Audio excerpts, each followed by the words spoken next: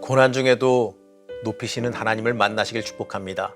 오늘 함께 보실 하나님의 말씀은 사도행전 28장 30절에서 31절 말씀입니다.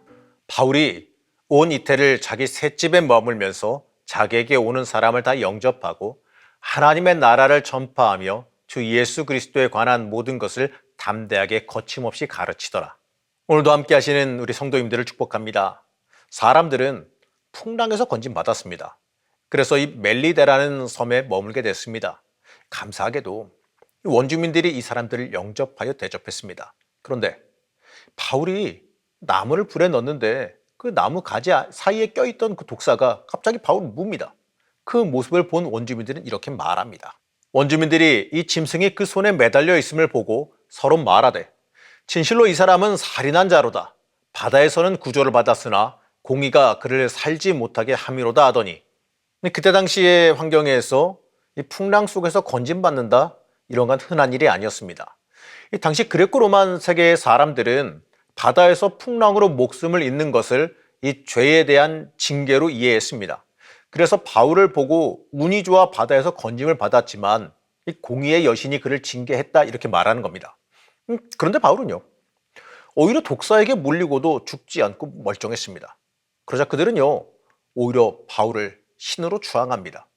바울은 그 섬에 머물며 그 섬의 가장 높은 사람의 부친을 치유하고 다른 병자들도 치유했습니다. 바울의 능력을 보고서는 그 누구도 함부로 대하지 못했으면 당연한 일이겠지요. 이처럼 험난한 항해길에서 하나님은 바울의 진정한 보호자와 인도자가 되어 주셨습니다. 주를 위한 길. 사명의 길을 걸어갈 때 하나님께서 틀림없이 책임지시고 지켜주심을 믿으시기 바랍니다. 이제 바울은요, 드디어 로마에 도착합니다. 바울이 로마에 들어오자마자 행한 일은요, 로마에 있는 유대 지도자들을 초청해서 대화를 나누는 일이었습니다.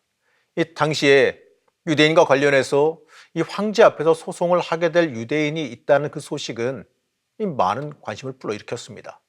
이들은요, 이 바울과 관련된 예루살렘의 분쟁은 알지 못했습니다.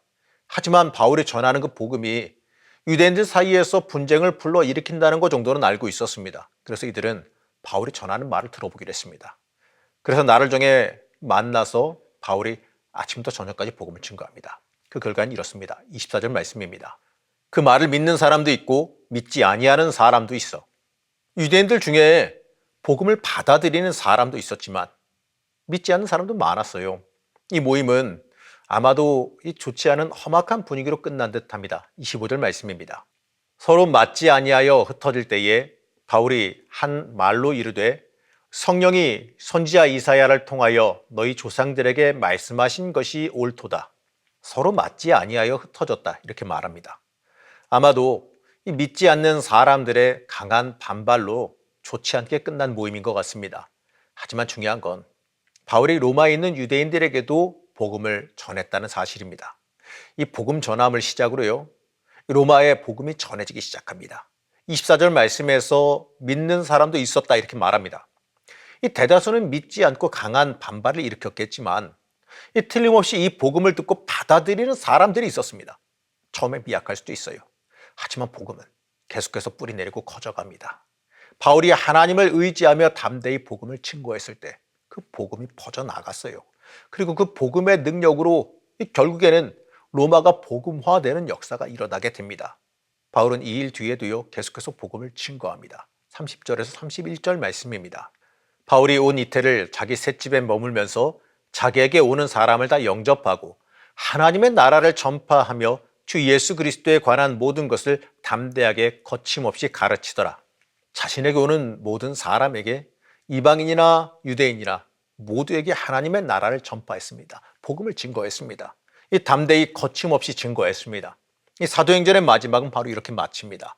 담대히 거침없이 복음을 증거했다. 사랑하는 성도 여러분, 사도 바울이 복음 앞에 순종하여 로마까지 이르는 이 모든 모습을 보면서요, 여러분들은 어떠한 마음이 드십니까? 저는 사도 바울을 보면서요, 복음을 위해 미친 사람이다 이렇게 생각이 듭니다. 그리고 정말 따라가고 싶은 사람이다 이러한 생각이 들었어요. 이 복음 앞에 모든 것을 다 내어 던진 사도 바울의 모습이 너무나도 부럽기도 했고 존경스럽기도 했습니다. 담대히 거침없이 복음을 증거했다. 사도 바울에 대한 성경의 평가입니다. 사랑하는 성도 여러분, 여러분의 인생은 하나님 앞에 어떻게 평가되어지길 원하십니까?